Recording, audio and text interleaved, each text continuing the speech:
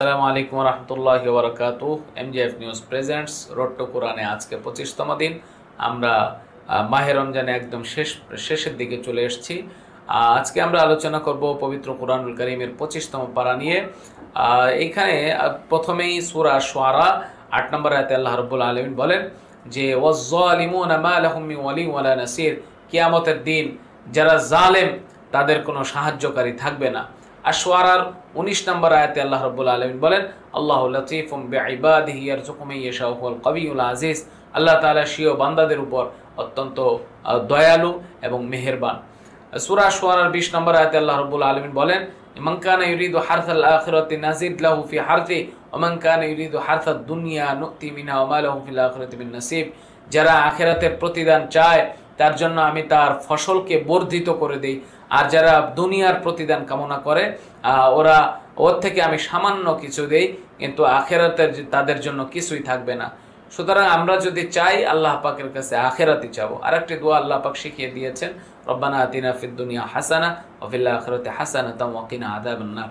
সূরা শুআরার 22 নম্বর আয়াতে আল্লাহ রাব্বুল আলামিন বলেন যে কিয়ামতের দিন জালিমরা নিজেদের আমল নিয়ে ভয়ে থাকবে, কারণ দুনিয়াতে তারা জুলুম করেছিল, এই জুলুম তাদের উপর অন্ধকারের মতো চলে আসবে, তারা ভয়ে থাকবে। এই জন্য আমরা কারো উপর কখনো জুলুম করব না। সূরা শুআরার 23 নম্বর আয়াতে আল্লাহ রাব্বুল আলামিন বলেন ওমাই ইয়াকতারিফ হাসানাতান নাজিদ লাহু ফিহা হুসনা ইন্নাল্লাহা গফুরুন শাকুর, আল্লাহ পাক ভালো কাজের মূল্যায়ন করেন, যে যত ভালো কাজ করবে আল্লাহ পাক তার পুরস্কার তত দিবেন। সূরা শুআরার 24 এবং 25 নম্বর আয়াতে আল্লাহ রাব্বুল আলামিন বলেন যে তওবা করলে আল্লাহ পাক ক্ষমা করে দেন, ইন্নাহু আলিমুম বিযাতিস সুদূর ওয়া হুয়াল্লাযী ইয়াকবালু তাওবাতা আন ইবাদিহি ওয়া ইয়াফু আনিস সাইয়্যাতি ওয়া ইয়ালামু মা তাফআলুন।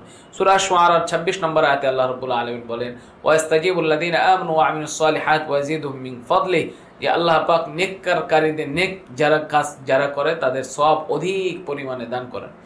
এরপরে সূরা শুআরার 36 থেকে 39 নম্বর আয়াতে আল্লাহ পাক মুমিন বান্দার গুণাবলী উল্লেখ করেছেন, ফামা উতীতুম মিন শাইইন ফামাতাউল হায়াতিদ দুনিয়া ওয়া মা ইনদাল্লাহি খায়রুন ওয়া আবকা লিল্লাযীনা আমানু ওয়া আলা রাব্বিহিম ইয়াতাওয়াক্কালুন, যে আল্লাহর নিকট যা আছে তা উত্তম এবং স্থায়ী তাদের জন্য যারা ঈমান আনে এবং তাদের রবের উপর নির্ভর করে, যারা গুরুতর পাপ ও অশ্লীল কাজ হতে বেঁচে থাকে এবং ক্রোধ হয়েও মানুষকে ক্ষমা করে দেয়, এবং নিজেদের মধ্যে যখন কাজ করে তো পরামর্শের মাধ্যমে কাজ করে, নিজেদের কাজগুলো নিজেদের হাতে সম্পাদন করে, যাদের মধ্যে এই গুণগুলো আছে আল্লাহ পাক বলেন যে আমি তাদের রিজিক বাড়িয়ে দিই এবং তারা যা হতে ব্যয় করে তার মধ্যেও আমি তাদেরকে উত্তম রিজিক আরো দান করি। তো এই গুণগুলো হচ্ছে মুমিনের গুণ, আমরা যেন এই গুণগুলো অর্জন করতে পারি।